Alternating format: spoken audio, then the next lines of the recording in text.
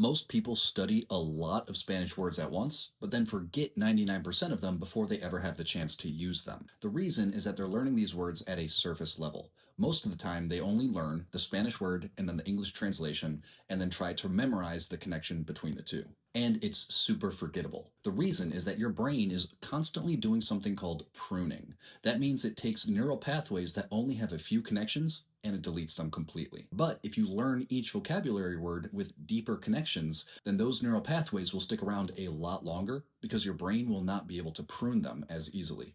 Let me show you what I mean with the word casa. When most people learn the word casa, it's a very simple translation that casa is house, and they don't go much deeper than that. But if I wanted to remember the word casa for the rest of my life, here's what I would do. One, I would notice that it actually sounds kind of like case in English. So I would make the association that casa, the house, is like a casing. You live in your little casing. Two, I might look up other words in Spanish that are very similar to casa, and I would realize that casarse, the verb to get married, is extremely similar. In fact, they have the same root. So in Spanish, casarse is almost kind of like to house up with somebody, to get married. Kind of cool, right?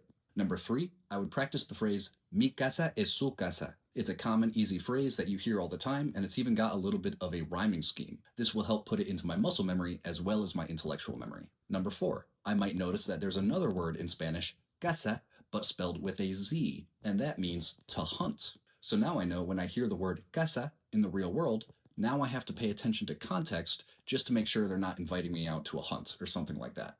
And five, I might make the connection that the phrase mi casa is actually the name of a character from Attack on Titan, a show that I love. And every time I hear her name, now I can't stop thinking of the phrase mi casa.